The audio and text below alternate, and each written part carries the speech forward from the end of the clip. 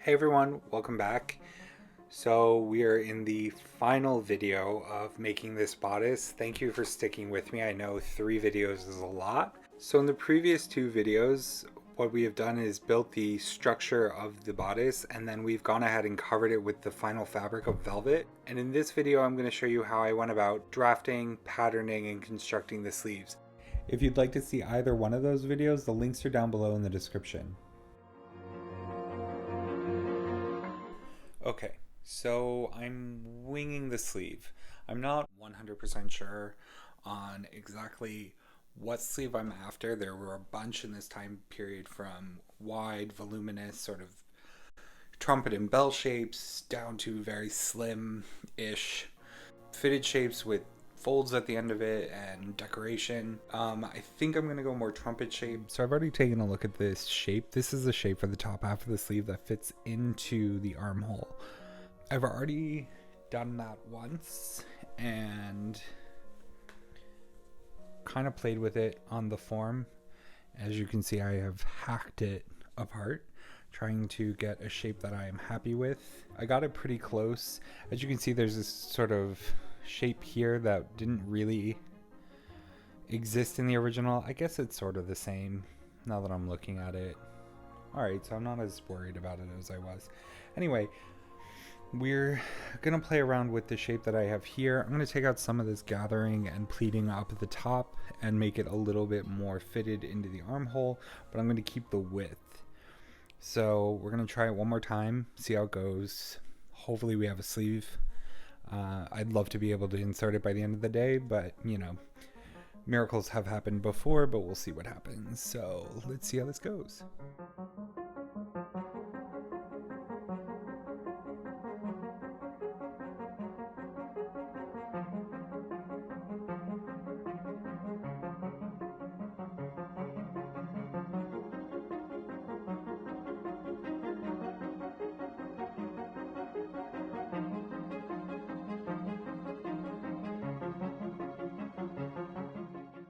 So I finished patterning the sleeves. I've got to basically do a point where I'm happy with it, and now what I'm doing is taking that pattern and draping it around the armhole to figure out exactly how that sleeve is going to sit within the arm's eye. It's a bit of an odd arm's eye because it is off the shoulder and it's set so far back, so the pattern for this is a bit different. And it took me a little figuring it out and manipulating it and trimming it a bit to really figure out what was going on, especially on the upper part of the arm.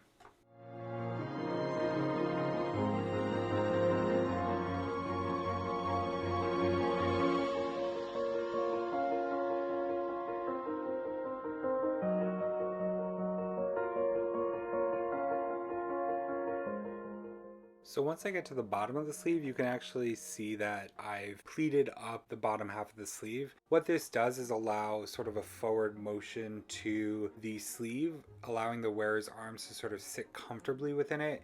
This was really popular during the time, and then what it would also do is allow them to show, let's say, a beautiful silk lining or more of their lace cuffs and really show off those decorative elements. So it's a really fun little detail, and it's one of my favorite parts about the whole sleeve.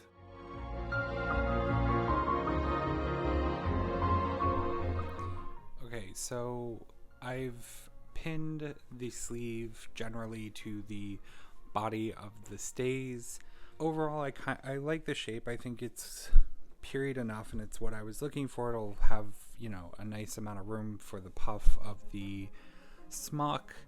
The back was a little too full. If you look down here, you can see I've pinned out a good amount of the fabric to create a little bit less of a bell and a little bit straighter.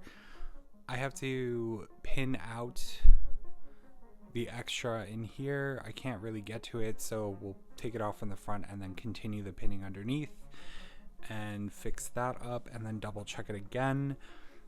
But other than that, I'm happy with it. I think that's exactly what I was looking for. This looks great, and then the sleeve will sit nicely coming out of the bottom of that.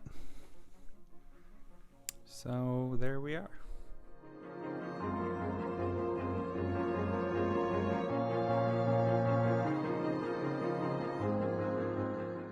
So I'm now just taking those adjustments that I made on the form and moving them to a pattern piece that I can then use to cut out my final fabric.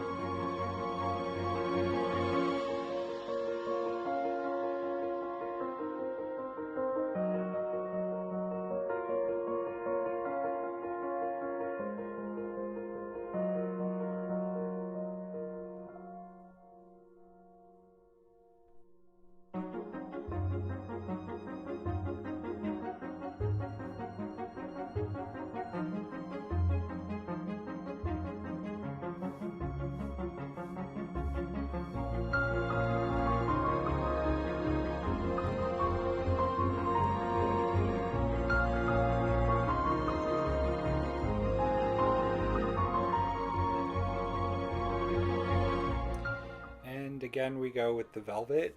So you want to make sure you're checking the nap of the fabric, making sure that it's going in the same direction as your dress. Otherwise, your sleeves will come out a completely different color. And while yes, sometimes that is a fashion statement, in this case, we really wanted it to match. So just be careful making sure that you have your nap going in the right direction with your velvet.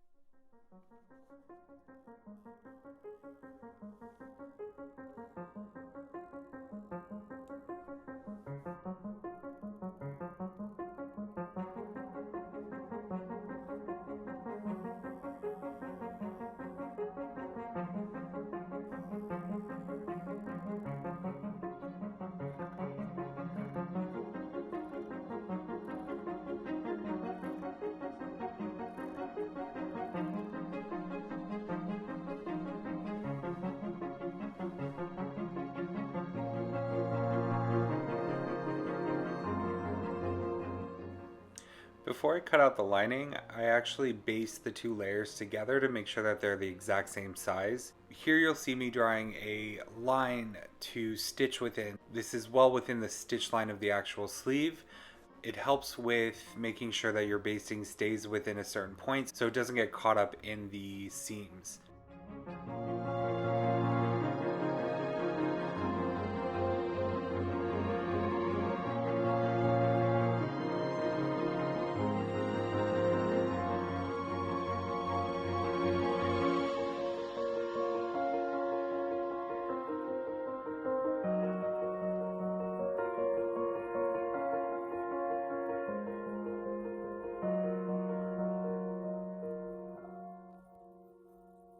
Once I've completely basted the sleeve and the lining together using a diagonal basting stitch, I then cut out the lining. This ensures that your lining is the exact same size as your outer sleeve.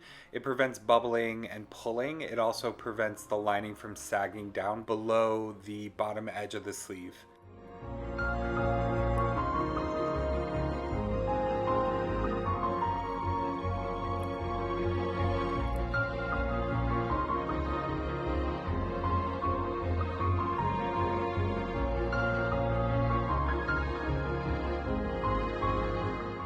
For the main seam of the sleeve, I am using what we call an English stitch. There's no real technical term for this stitch. It was just mainly used on English garments, hence why it's called a English stitch. There's some really great tutorials that I'll link down below for you, so just check it out. It's one of my favorite stitches. It basically allows you to sew the seam of the garment as well as the seam of the lining at the same time, so you don't have to kind of go back and do that again. It's a little tricky with something that is bulky because it will cause a bit of a bump, but the sleeves are so voluminous that you don't see it. So I wouldn't do this necessarily on a bodice that's made of velvet, but the sleeve is fine. Now if it's silk, it's a completely different story. It'll lay much more flat and much thinner. So this was commonly used in the bodices of, let's say, a robe à la française or a robe l'anglaise. It's a really efficient seam and a really efficient way of finishing off the inside of a garment. And this is what they would have done in the period. Maybe not necessarily widely spread, but enough that you could definitely go ahead and use this on most of your seams in the bodices of your dress, as long as there's a lining involved.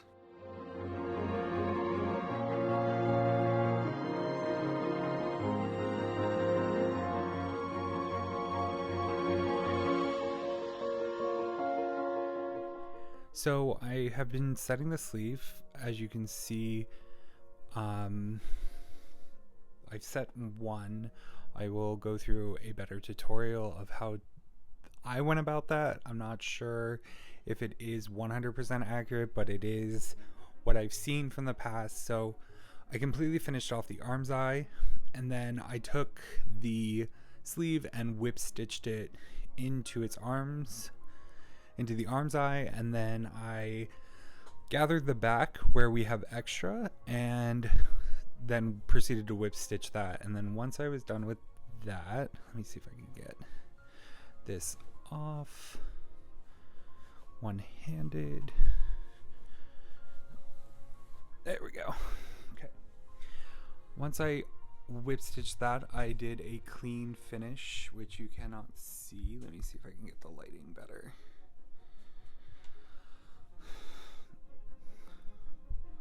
You can see I did a clean finish the best I could with the lining. It is just put in there to sort of fit. It doesn't necessarily match the outside sleeve. That's how it would have been done in the period. Linings were put in to protect the seams more than anything and protect the exterior fabrics, so I quickly whipped that in. And so there we are. That is the sleeve. That is how I put it in. That is...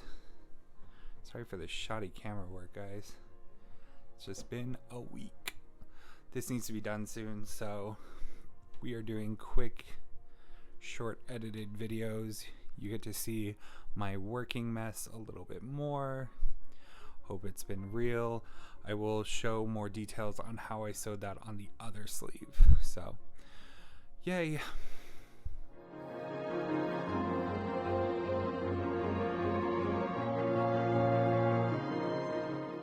So as you can see here, the sleeve is attached simply by whip stitching the outer sleeve to the arm's eye. I'm not catching the lining here. That's going to get sewn separately. So all you want to do is catch the exterior fabric and the bodice. This basically allows you to manipulate the sleeve into place without having to worry about a slippery lining getting in your way or a fidgety lining or something like that. The lining basically just gets turned up over top of this afterwards, and it's a nice, quick, easy way of finishing off the inside of a sleeve that looks nice and neat.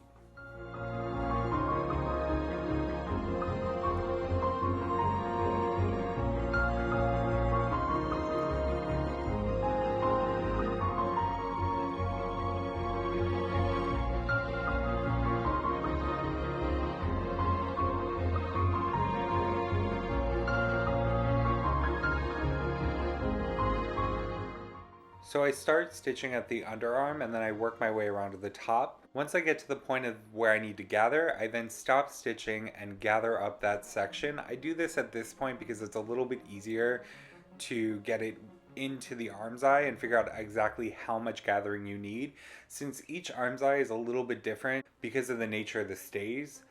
Typically, if you're doing this by machine, you would do this before and then you would stitch the whole thing, but because we're doing this by hand, it makes it really easy to do it while I'm working, and it makes it a little bit easier to sort of customize it for each arm's eye.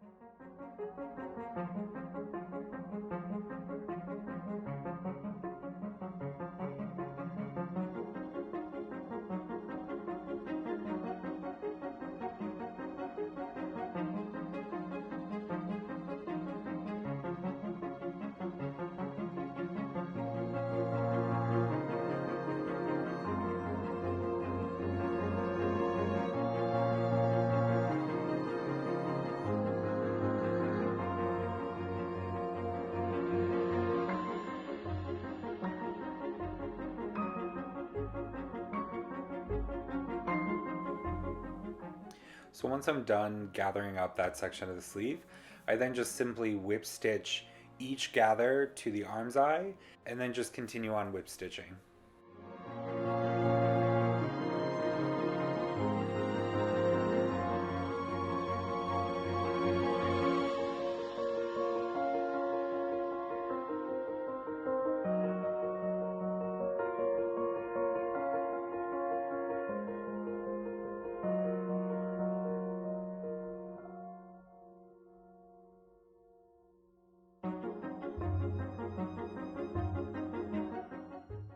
Once I've finished whip stitching the outer sleeves to the arm's eye, I then take the lining and pull it up, turning under the seam allowance, and then whip stitch the lining to the arm's eye, just like I did the upper sleeve.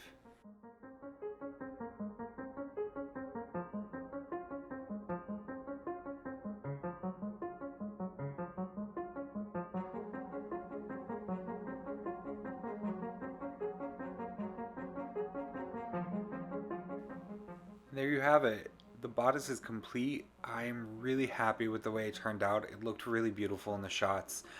Really excited to show you what's next for this dress. We have a lot of other layers to go through, so I have some really great upcoming videos, and I hope you guys enjoyed everything.